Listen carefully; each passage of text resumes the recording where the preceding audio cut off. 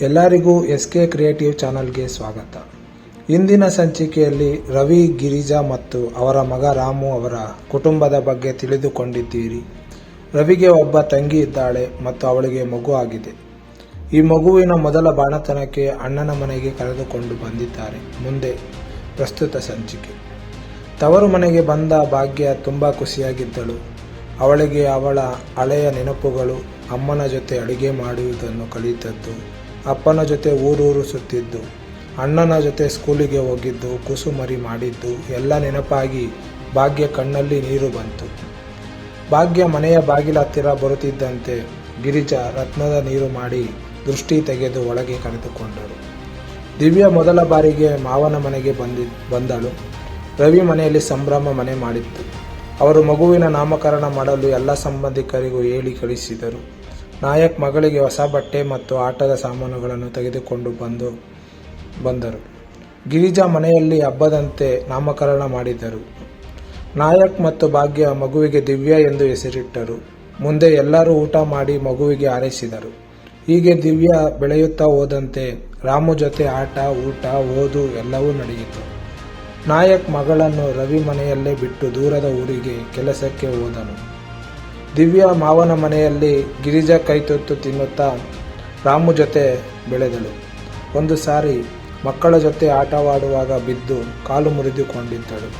ಆಗ ರಾಮು ದಿವ್ಯಳನ್ನು ತುಂಬ ಜಾಗರೂಕತೆಯಿಂದ ನೋಡಿಕೊಂಡಿದ್ದನು. ಹೀಗೆ ಸಾಗುತ್ತಾ ಒಮ್ಮೆ ಶಾಲೆಯಲ್ಲಿ ದಿವ್ಯಳನ್ನು ಹುಡುಗರು ರೇಗಿಸುವಾಗ ರಾಮು ಆ ಹುಡುಗರಿಗೆ ಬುದ್ಧಿ ಹೇಳಿ ಕಳಿಸಿದ್ದ. ಇದರಿಂದ ದಿವ್ಯಾಗೆ ರಾಮು ಮೇಲೆ ಪ್ರೀತಿ ಬೆಳೆಯಿತು. ದಿವ್ಯ ತುಂಬ ಹಠಮಾರಿ. ಅವಳು ಯಾರು ಹೇಳಿದರೂ ಕೇಳುತ್ತಿರಲಿಲ್ಲ.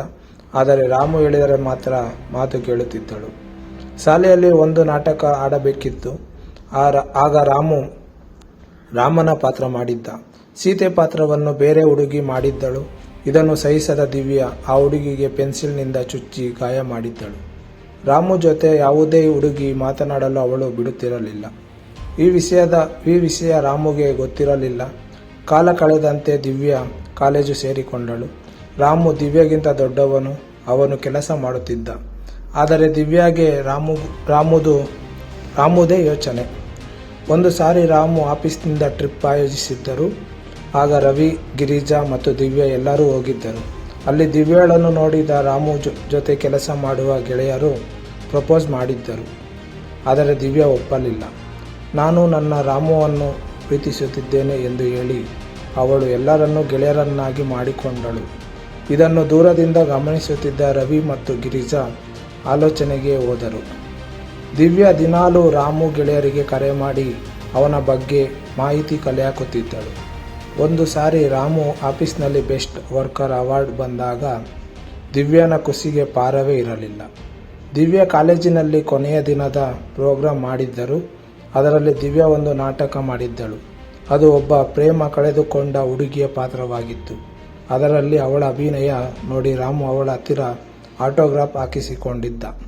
ಆ ಪ್ರೋಗ್ರಾಂನಲ್ಲಿ ದಿವ್ಯನೇ ಹೈಲೈಟ್. ಅವಳು ಬಿಳಿ ಸೀರೆ ಮತ್ತು ಒಡವೆಗಳೊಂದಿಗೆ ಸಿಂಪಲ್ ಮೇಕಪ್ ಮಾಡಿದ್ದಳು. ಒಳ್ಳೆ ದೇವಲೋಕದ ಅಪ್ಸರೆಯಂತೆ ಕಾಣುತ್ತಿದ್ದಳು. ದಿವ್ಯಾಗೆ ಕಾಲೇಜ್ ಮುಗಿಯಿತು.